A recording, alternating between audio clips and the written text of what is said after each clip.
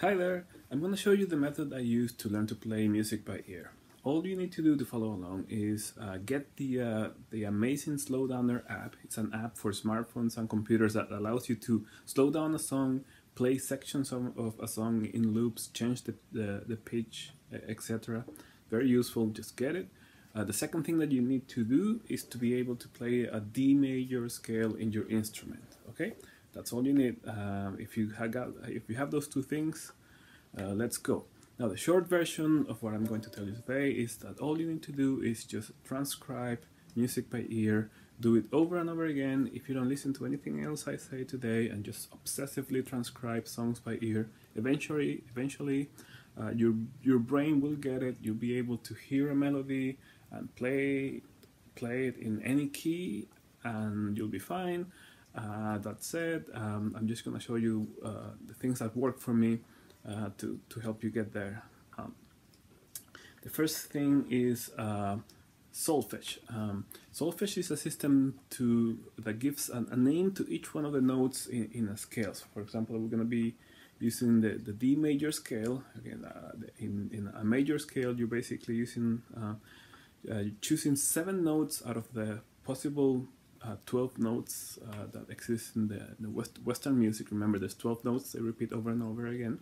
So when we use the D major scale, we start on D and we choose these 7 notes, and they also repeat over and over again in each octave. So for those 7 notes, there are 7 names, and these are the names. I'm gonna play it now. We start in D. D is Do, Re, Mi, Fa, Sol, La, Ti, Do. That's what it sounds. That's what it sounds going up and going down. Do, Ti, La, So, Fa, Mi, Re, Do. So that's it. Those are the 7 solfege syllables for the major scale. They repeat over and over again. So if you go to higher octave, you start with a higher D. It's the same. I won't be able to sing that, but it doesn't matter.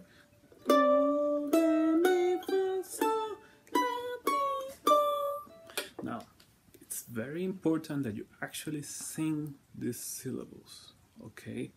The syllables come from an ancient medieval song that everybody used to know. The idea was that if you knew the song, you remember the syllables in the song, and then that each syllable was assigned to the note that they played at that time, because your brain is really good at remembering songs. If you sing, it will actually make the connection in your brain clearer, so please always sing them. Now your job is to keep track of where in the scale you are, so you sing the right syllable. To do that, just play them up and down like I just did now. But also play all sorts of different patterns. For example, you just go do, do, re, do, do, re, mi, re, do, do, re, mi, fa, mi, re, do, sol, la, ti, do, la, ti, do, ti, la, ti, la, sol, mi, re, ti, do. Just anything, just come up with any patterns that you can think of and practice them and make sure that you're actually singing the right syllable. Okay, and the most important patterns are the patterns that connect the different notes in the major scale to the root. The root is the first note, so D is our root. You should remember what it sounds like. Do, keep that in your head. Do, and the idea is that if somebody's playing a note somewhere, do, what's that? Okay, so how does that connect to do?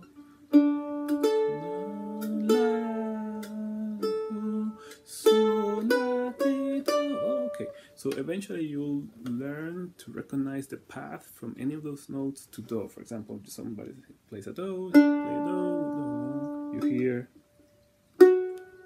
eventually you hear the oh, mi, re, do.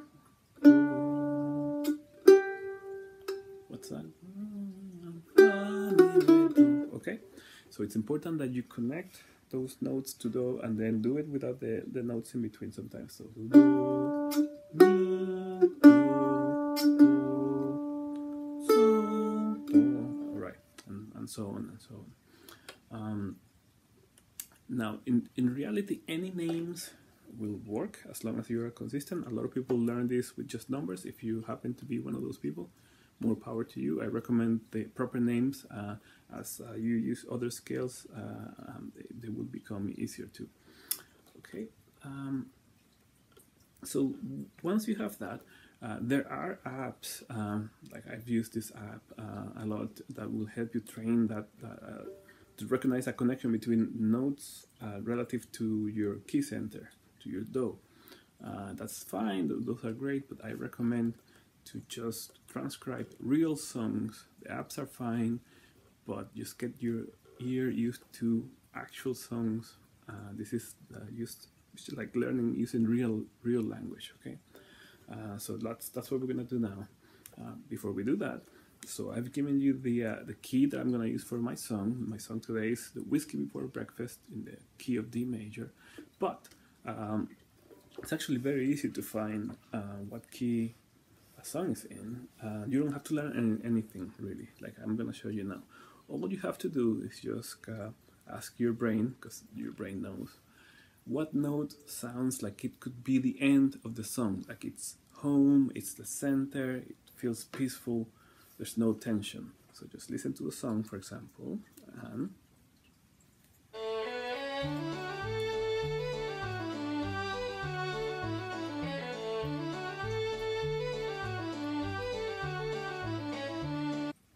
no, that sounds like it could end there. So let's pick that one.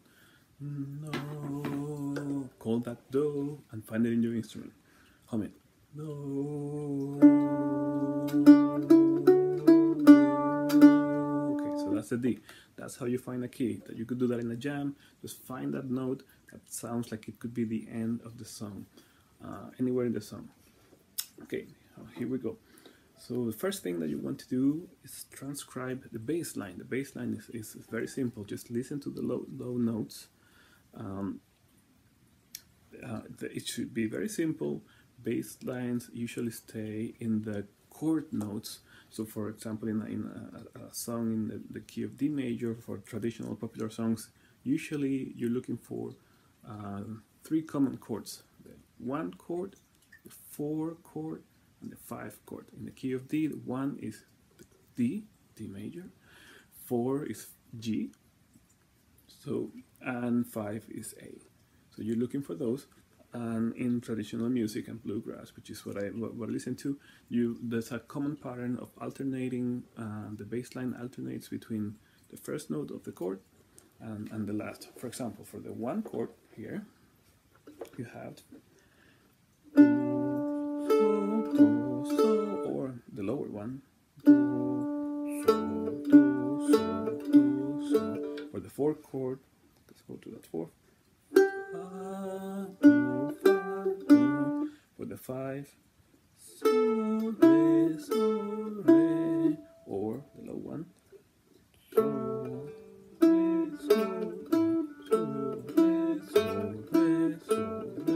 So practice those patterns, because those are the common ones, and if you just recognize them, then you'll know that your song is either in 1, 4, or 5, and that will help you in a jam. You'll be able to just hear the song, look for that bass line, and know what chord to play. Okay, so let's do that. One more thing. It's very hard at first to hear those low tones. So for that, use a nice feature of the amazing slowdowner. You can go to choose the settings, equalizer, and either use the bass booster or use the adjustable equalizer and adjust everything so that the bass line, the bass notes are boosted and everything else is pushed down. So that's what I'm going to do now. Alright, so let's play the first section of the song.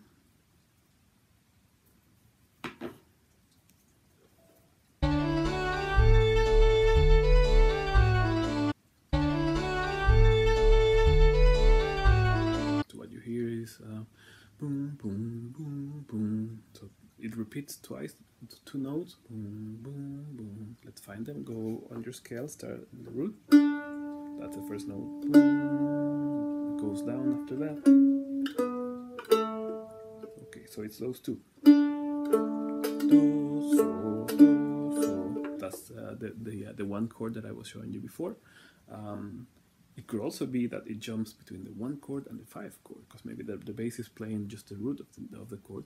If that were the case, if you hear the rest of the music, it sounds like it's changing all the time. That's how you can tell if the chord is changing. In this case, the guitar part is not changing, so it's really just the 1 chord. Okay, next section.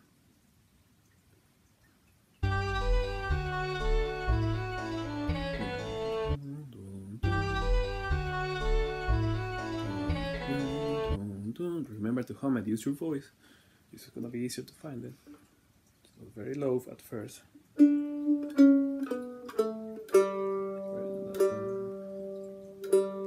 Next second one is a little higher.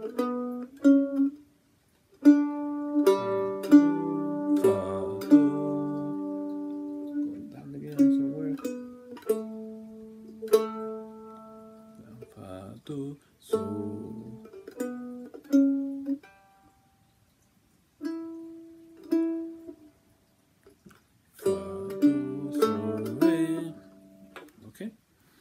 And if you listen to the rest of the music, it seems like the chord is changing in the first beat, a different chord in the second beat, and then the same thing on the other two. So it's fa, do, so, re, 4, 1, and then 5, 5. Okay, next section.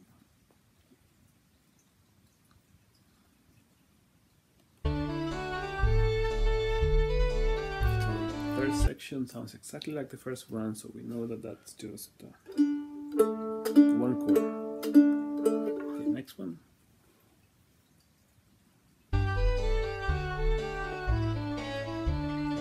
Boom, boom, boom,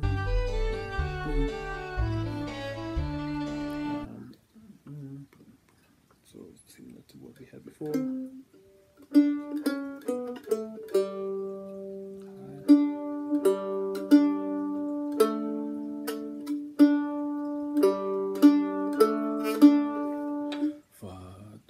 So, do, and it sounds like the chord is changing for every beat, so it's 4, 1, 5, 1. That's it. Those are the chords. Now the same process, we're gonna use the same process to find the melody, except that now the melody could go anywhere and they're higher. So you don't need the bass booster anymore. Remove that.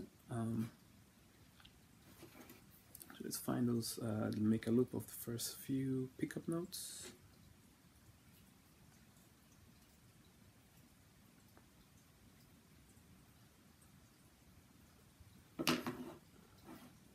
And then turn the, make it slower. So the slow downer will make it slower without changing the pitch. Na, da, da. Da, da, da. Okay, find that. Start with the root.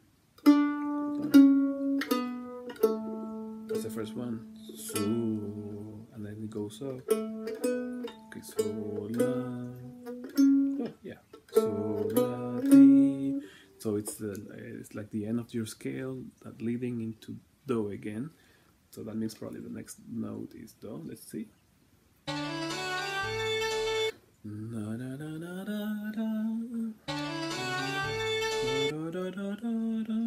Start with looking for those notes. Okay, it starts on D. Do. Now, you may recognize that sounds exactly like the beginning of our scale. So let's just try that.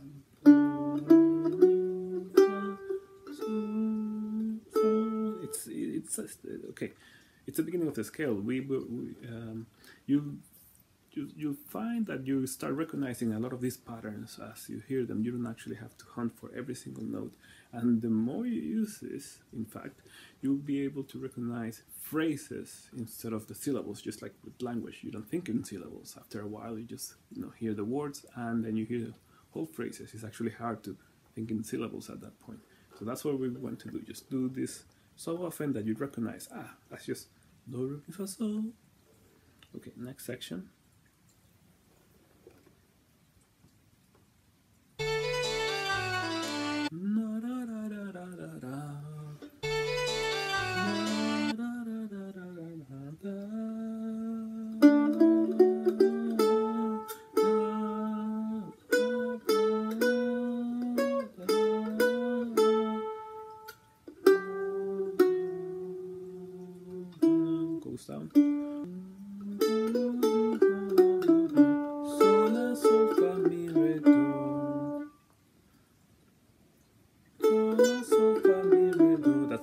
your scale going down to, so you might be able to recognize that.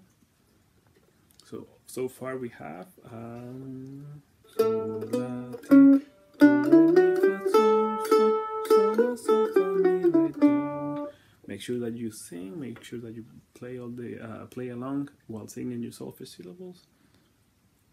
And that's actually all I'm going to transcribe for this song for now. The process is the same for the rest. Just look for the notes in your scale.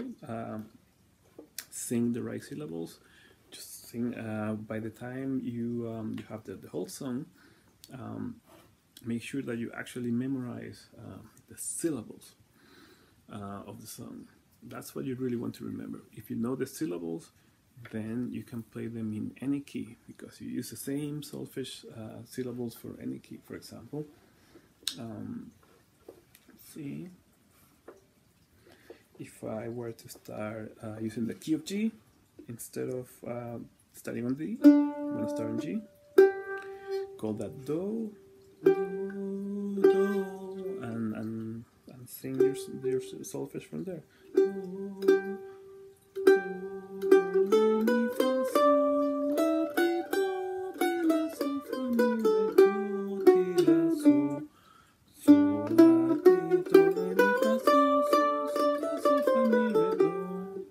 okay, so that will be the beginning of Whiskey Before Breakfast in some other key. So remember, you learn the solfege key, syllables, you train yourself so that you know where in the scale you are. You don't have to really learn the notes. Then you can play the song in any key. Let's see. Once after you've transcribed the whole song, I recommend just listen to it now. Put your instrument down and sing the syllables to you. Make sure that you, as you're hearing the music, that you know what syllables go with each note. Just do that for a long time, over and over again. Think of the syllables until you make that connection in your brain. That's really going to help you, because then you'll be able to just hear the music and recognize it. Okay, so that's it really for transcribing a song in a major key using the major key solfege syllables. So what happens if you have notes outside of the key, or you have a completely different key, like a minor key or whatever? There are basically nothing new. There are more syllable names for all of this. For example, like if you play a song like the Old Joe Clark, that's in a mixolydian mode, which is almost like the major scale, but the 7th note is actually lower. So for a lower note, instead of singing T, you sing Te. So it would be on D, mixolydian would be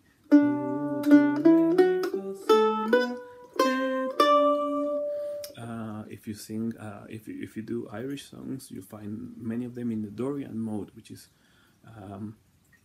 like that one, but also has a flat third.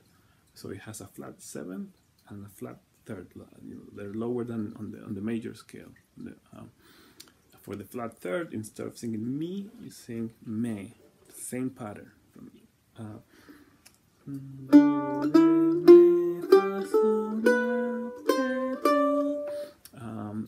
If you play on a natural minor key, then the 6 is also flat. So 7, 6, and 3 are flat.